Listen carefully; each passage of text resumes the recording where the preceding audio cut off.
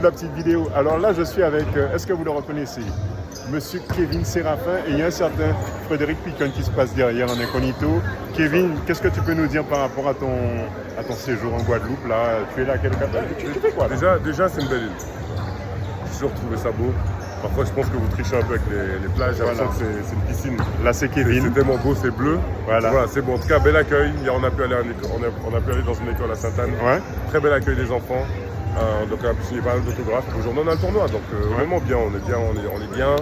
Alors, on a vu pas mal de gens, des élus, des chefs d'entreprise, des médias indépendants. Donc on a vu pas mal et voilà, là on continue sur le chemin. Ouais. Donc là on a le tournoi, pour l'instant ça se passe bien.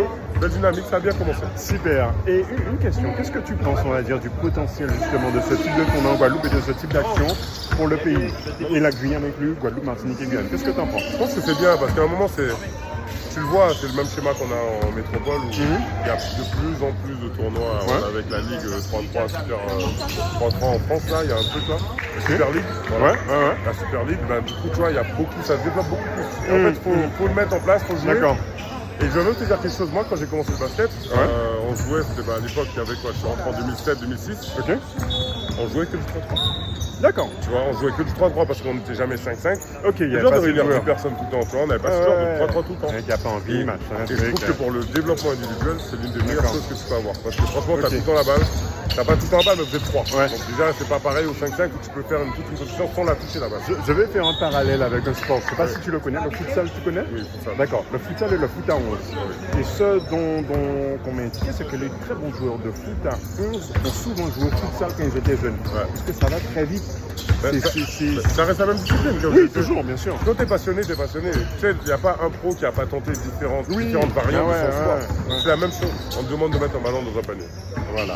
Que ce soit 3-3, que ce soit 1-1. D'avoir vite le jeu. C'est la même chose. Bon, et sinon, à titre perso, Kevin Séraphin devient quoi là? Là, je me rapproche. Qu'est-ce qu'il devient? Je vois qu'il est en bonne forme parce qu'il est assis, mais il n'a pas pris un pet de gras. Tu as toujours ton plateforme de NBA là? Non. Parce que... Là, je suis à 132. Non, mais c'est mon plateforme 132. Mais c'est mon plateforme où... Après, je peux encore descendre, Mais je suis bien. D'accord. J'ai trouvé un point où je suis stable. Je prends pas non plus des maths, des trucs. Ce n'était pas le cas quand j'ai commencé ma retraite. Et après, moi, qu'est-ce que je deviens? Là, je suis général manager à Procy.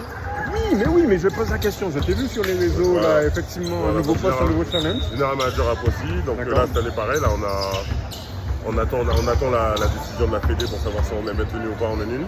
Mais derrière, voilà, on a déjà commencé sur la création de l'équipe, le coach, on discute, on regarde avec le président, on regarde ce qu'il y a à moi de faire. Donc je fais ça, après j'ai un restaurant avec ma famille. D'accord. Ça s'appelle Montabo Resto. C'est où? C'est à Bercy 2. À Bercy 2. Si jamais vous venez, c'est créole. Ok. On le note. Ma mère. On vient de ta part. Voilà. Il n'y a pas de souci, tu me dis. Il n'y a pas de souci, je le dis à la caméra. Oui. C'est montage, c'est pas vrai. Ça, moi je coupe rien, moi je ne sais pas faire de montage, je garde tout. Et donc tu es toujours actif, tu fais plus que suivre le basket, tu t'impliques en tant que manager. Oui. Donc tu es obligé de trouver un truc. Quand tu prends ta retraite à 30 ans, c'est un peu comme quand tu fais l'école buissonnière et tout le monde est en cours. Tu es tout seul en fait. Tout le monde joue, je suis tout seul. Tu veux pas t'ennuyer. Voilà, t'es avec ta compagne, ou si t'as pas de compagne, t'es seul, t'es avec quelques potes, mais même tes potes travaillent. Bien sûr. T'es obligé de trouver un moment de t'occuper, de retrouver des passions, mais c'est hyper dur de trouver quelque chose qui te captive comme le basket l'a fait. Et en quelques mots, la NBA, qu'est-ce que ça représente, ça a représenté pour toi? Qu'est-ce que ça représente pour moi? Ça m'a permis d'évoluer, ça m'a permis de changer, ça m'a permis de voir autre chose. J'ai pu même si ça n'a pas été pendant longtemps, j'ai pu naviguer dans les grandes sphères, voir des gens incroyables, voir des gens incroyablement riches, de tous les niveaux. En vérité, tu vois de tout. Et voir ce haut niveau et après revenir dans la vie, c'est une bonne chose parce que ça permet vraiment d'avoir conscience des choses. Et la NBA, c'est ça. Honnêtement, la NBA, ça a changé ma vie, ma famille, donc honnêtement... Dans le bon sens d'hiver. Dans le bon sens, tu vois. Après, attention, il y a ses mauvais côtés. Être pro, c'est pas forcément facile tous les jours.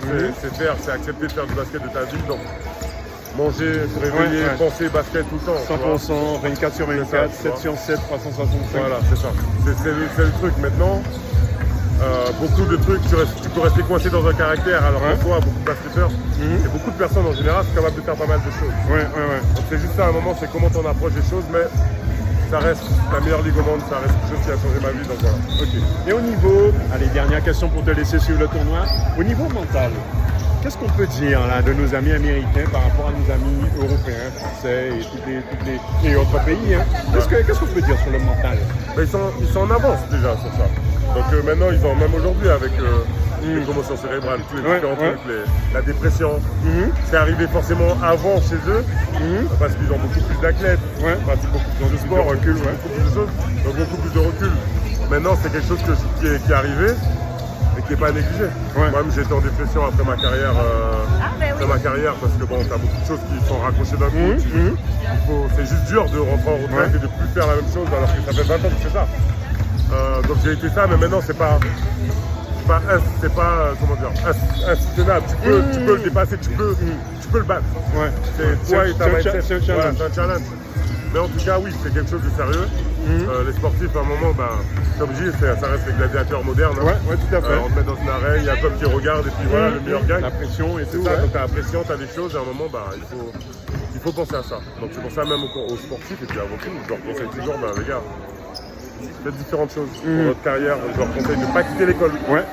J'allais le dire, les Américains ne sortent pas l'école. Ils ne sortent pas l'école. Quand tu vas prendre des diplômes, je vous jure, ça prend trop de temps, il ne faut pas couper.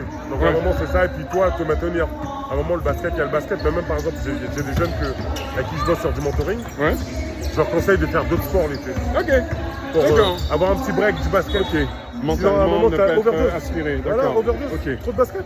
Trop de basket sur le basket. Voilà, donc tous les sports. C'est ça en fait. Donc plutôt, le but c'est d'aimer son sport. Mais le but c'est de tenir 20 ans. D'accord. Le but c'est d'être capable de jouer pendant 10 ans. D'aller à son max. 15 ans. De durer. Et mentalement, il faut que ça tienne. Physiquement, il faut que ça tienne. Donc ta nutrition, ton sommeil, c'est important. Mentalement, prendre soin de toi, être capable de casser, d'avoir des moments de break, les timings entre là où tu es dans le basket. Et quand tu es dans le basket, sois à fond. Même si c'est 1 heure sur 24 heures où tu décompresses, tu changes les esprits, fais ça. Tu vois, donc c'est des choses comme ça. En tout cas, oui, voilà, il n'y a pas de... C'est ça que je leur conseille. D'accord. En tout cas, on est avec un passionné. Je sais qu'il peut parler pendant des heures. Tant que je vais le calmer. Sinon, on va me dire tu peux le lâcher un peu, Kevin, là. Donc, mesdames et messieurs, ça se passe à Pointe-à-Pitre, à Paul-Chauffon.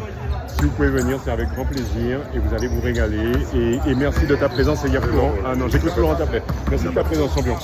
Merci.